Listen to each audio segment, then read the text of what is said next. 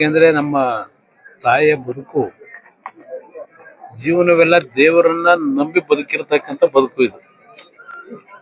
ಬಹುಶಃ ತಮ್ಮಗಳಿಗೂ ಇವತ್ತಿನ 2 ದಿನಗಳಿಂದ ನಡೀತಾ ಇರತಕ್ಕಂತ ಈ ಕಾರ್ಯಕ್ರಮ ನೋಡಿದಾಗ ಒಂದು ರೀತಿಯ ಉತ್ತಮವಾದಂತ ರೀತಿಯಲ್ಲಿ ಒಂದು ಭಾವನೆಗಳನ್ನ ನೀವು ಕಂಡಿದ್ದೀರಿ ಅನ್ನೋದು ನನ್ನ ಅಭಿಪ್ರಾಯ. ನಮ್ಮ ತಂದೆಯವರು ಸಹ ಅವರ ಬದುಕಿನಲ್ಲಿ ಇಲ್ಲಿ ಇರ್ತಕ್ಕಂತ ರಂಗನಾಥ ಸ್ವಾಮಿ ಮತ್ತು ಶಿವನ ಒಂದು ದೇವಸ್ಥಾನ, ಅದು ಮೊದಲು ಒಂದು ಸಣ್ಣ ಗುಡಿ. ಅವ್ರು ಹುಟ್ಟಿದಂತ ದಿನಗಳಲ್ಲಿ ನಾವು ಬೆಳೆದಂತ ದಿನದಲ್ಲೂ ಒಂದು ಸಣ್ಣ ಗುಡಿ ಇತ್ತು.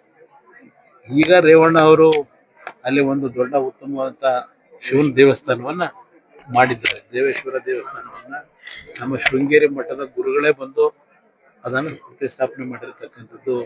ಅದು ಸಹ ತಾವುಗಳೇ ನಾಡಿನ ಜನತೆ ಮುಂದೆ ಪ್ರದರ್ಶನ ಮಾಡಿದ್ದನ್ನು ಅದೆಲ್ಲವನ್ನ ಮಾಹಿತಿ ಇಟ್ಟಿದ್ದಾರೆ. ಅವರು ಸಹ ದೈವ ಭಕ್ತರೇ ಇದ್ದಾರೆ. ಅದರಿಂದ ಎಲ್ಲಾ ವಿಧಿವಿಧಾನಗಳು ಒಂದು ನಮ್ಮ ಧಾರ್ಮಿಕವಾಗಿ ಏನ್ ನಡೀಬೇಕು ಅದೆಲ್ಲವನ್ನ ಇವತ್ತು ಅತ್ಯಂತ ಶ್ರದ್ಧೆಯಿಂದ ಇವತ್ತೇನು ಈ ಕಾರ್ಯಕ್ರಮಗಳನ್ನ ನಡೆಸ್ತಾ ಇದ್ದಾರೆ ನಮ್ಮ ತಂದೆಯವರ ಒಂದು ಮಾರ್ಗದರ್ಶನದಲ್ಲಿ. ಒಂದು ಹೇಳ್ತಕ್ಕಂಥ ಈಗಾಗಲೇ ಅವರು ಸಹ ಹಲವಾರು ಬಾರಿ ಹೇಳಿದ್ದಾರೆ, ಅವರಿಬ್ಬರಲ್ಲಿ ಹಲವಾರು ರೀತಿಯ ಏಳು ಬೀಳುಗಳು ನೋವುಗಳನ್ನ ಸಂತೋಷ ಅಂತ ಅವ್ರೇನ್ ಪಟ್ಟಿಲ್ಲ. ಇಬ್ರು ಸಹ ಬಹಳ ಸಂತೋಷವಾದಂತ ದಿನಗಳು ಕಡಿಮೆ, ಎಲ್ಲರ ಬಗ್ಗೆ ಚಿಂತೆಯನ್ನೇ ಮಾಡ್ಕೊಂಡ್ ಬಂದಂತವ್ರು. ಹಿಂದೆ ಆದರೂ ಸಹ ಅವರಿಬ್ಬರಲ್ಲಿ ಅನ್ಯೋನ್ಯತೆ ಅನ್ನೋದು ಒಂದು ಭಾಗ. ಅವರು ಮದುವೆ ಆದ ನಂತರವೂ ನಮ್ಮ ತಾಯಿಗೆ ಕೆಲವು ಆರೋಗ್ಯದ ಸಮಸ್ಯೆಗಳಿತ್ತು. ಅಂತ ಸಂದರ್ಭದಲ್ಲೂ ನಮ್ಮ ತಂದೆಯವರು ಅವರನ್ನ ಮಗುಗಿಂತ ಹೆಚ್ಚಾಗಿ ನೋಡ್ಕೊಂಡಿದ್ರು. ಅದಕ್ಕಿಂತ ಹೆಚ್ಚಾಗಿ ಇದೇ ಶಿವನ ದೇವಸ್ಥಾನಕ್ಕೆ ಶಿವರಾತ್ರಿಗೆ ಬಂದಾಗ ಯಾವೊಂದು ಆಸಿಡ್ನ ಪ್ರಕರಣ ನಡೀತು, ಅದರಿಂದ ಅವರು ಬದುಕಿರ್ತಕ್ಕಂಥದ್ದು ಅದು ಒಂದು ಪವಾಡ. ಅದು ಡಾಕ್ಟರ್ಗಳು ಯಾರನ್ನು ಉಳಿತಾರೆ ಅಂತಕ್ಕಂಥದ್ದಕ್ಕೆ ಆಸೆ ಇಟ್ಕೊಂಡಿರ್ಲಿಲ್ಲ. 2 ತಿಂಗಳು ಪ್ರಜ್ಞೆ ಇರಲಿಲ್ಲ. ಆ ಸಾವನ್ನು ಬದುಕಿನಲ್ಲಿ ಹೋರಾಟ ಮಾಡಿ ನಮ್ಮ ತಾಯಿಯನ್ನು ಮತ್ತೆ ಮರುಜೀವ ಪಡೆದ್ರು.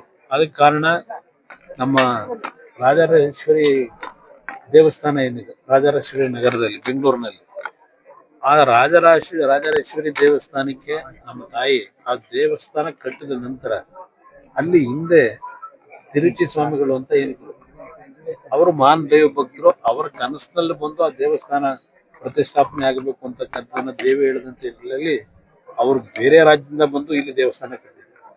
ಅವ್ರು ಇವತ್ತು ನಮ್ಮ ಮುಂದೆ ಇಲ್ಲ. ಆದ್ರೆ ಅವರ ಅನುಗ್ರಹವೂ ಸಹ ಗುರುಗಳ ಅನುಗ್ರಹ ಬೇಕು ಅಂತಾರಲ್ಲ, ನಮ್ಮ ತಾಯಿಗೆ ಆದಂತ ಒಂದು ಆಸಿಡ್ನ ದಾಳಿ ಏನಿದೆ ಅದರಲ್ಲಿ ಬದುಕ್ತಕ್ಕಂಥ ವಿಷಯದಲ್ಲಿ ಅವ್ರೊಂದು ಮಾತು ಹೇಳಿದ್ರು. ಇವತ್ತು ಚೆನ್ನಮ್ಮನವರು ನಿಮ್ಮ ಹೆಂಡತಿ ಇರಬಹುದು, ಆದರೆ ಅವರು ಈ ರಾಜರಾಜೇಶ್ವರಿ ಮಗಳಿದ್ದಾಳೆ, ಯಾವುದೇ ಕಾರಣಕ್ಕೂ ಅವರಿಗೆ ಜೀವಕ್ಕೆ ಅಪಾಯ ಆಗೋದಿಲ್ಲ, ಧೈರ್ಯವಾಗಿರಿ ಅಂತಕ್ಕಂಥ ಅವರು ಸ್ಥೈರ್ಯ ತುಂಬಿದಂಥವ್ರು ಆ ತಿರುಚಿ ಸ್ವಾಮೀಜಿ. ಅವ್ರು ಹೇಳಿದಂಥ ರೀತಿಯಲ್ಲೇ ಆ ತಾಯಿ ಆಶೀರ್ವಾದದಲ್ಲಿ ಉಳಿದ್ರು. ಬಹುಶಃ 1999 2000ನೇ ಇಸ್ವಿನಲ್ಲಿ ಆದಂತ ಘಟನೆ ಅದು. ಇಲ್ಲಿಗೆ ಈಗ 26 ವರ್ಷ.